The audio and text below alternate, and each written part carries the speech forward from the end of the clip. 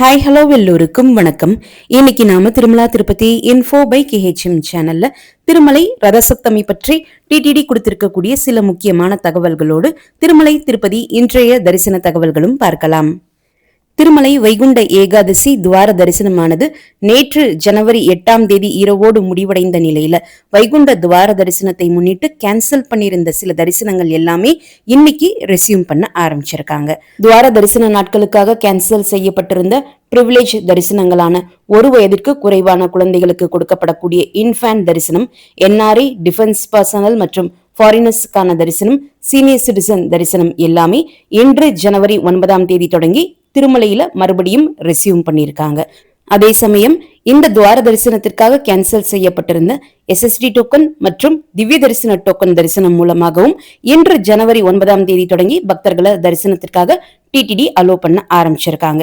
இன்று ஜனவரி 9ஆம் தேதிக்குரிய இலவச டோக்கன்களான எஸ்எஸ்டி டோக்கன்ஸ் மற்றும் திவ்ய தரிசன டோக்கன்ஸ் நேற்று கீழ் திருப்பதியில ஜனவரி 8ஆம் தேதி காலையில 10 மணிக்கு கொடுத்தாங்க.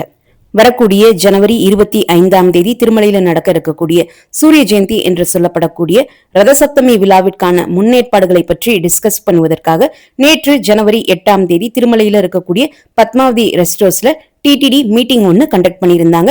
இதுல சில முக்கியமான விஷயங்களும் டிடிடி தெரிவிச்சிருக்காங்க.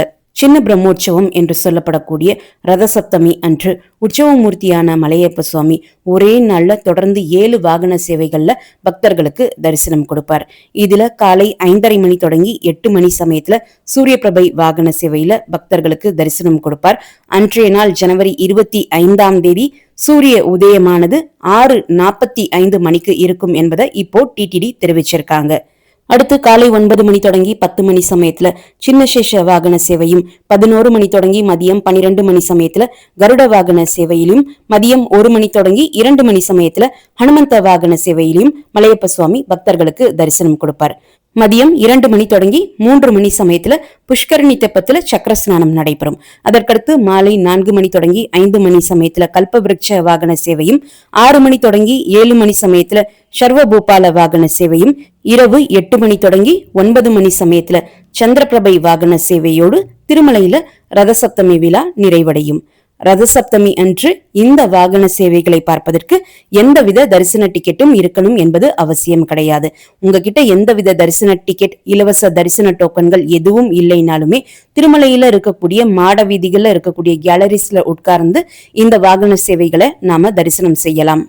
ரதசப்தமியை முன்னிட்டு ஜனவரி 25ஆம் தேதி ஆர்ஜித சேவாக்களான கல்யாண உற்சவம், ஊஞ்சல் சேவா, ஆர்ஜித பிரம்மோத்சவம் மற்றும் சேஷர தீப அலங்கார சேவா கேன்சல் பண்ணிருக்காங்க.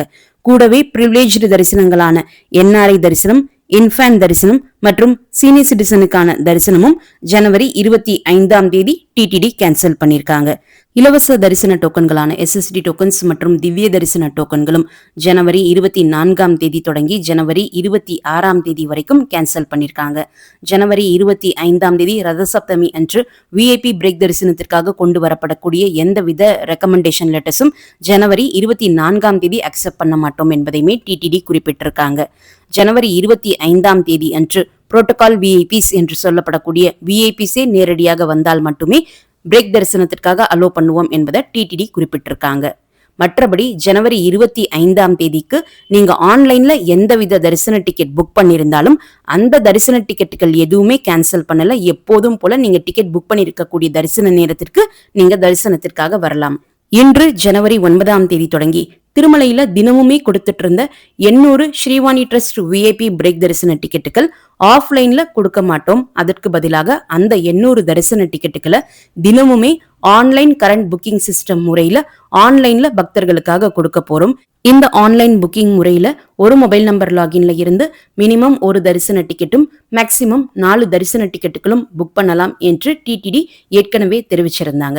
அதே போல இன்று ஜனவரி 9ஆம் தேதி காலை 9 மணிக்கு எக்ஸாக்டா இந்த ஆன்லைன் கரண்ட் புக்கிங் சிஸ்டம் முறையில விஐபி பிரேக் தரிசன டிக்கெட்ஸுக்கான புக்கிங் ஓபன் பண்ணாங்க. ஓபன் செய்து 7 நிமிடத்திற்குள்ள அந்த 800 தரிசன டிக்கெட்டுகளும் கம்ப்ளீட்டா புக் ஆகி முடிஞ்சிருந்தது.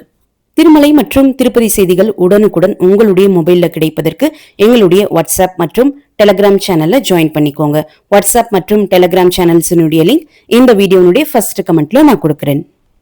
இன்று ஜனவரி 9ஆம் தேதி, நாளை ஜனவரி 10ஆம் தேதிக்குரிய இலவச தரிசன டோக்கன்களான SSD டோக்கன்ஸ் மற்றும் திவ்ய தரிசன டோக்கன்ஸ் கீழ்த்திருப்பதியில கொடுக்க ஆரம்பிச்சாங்க.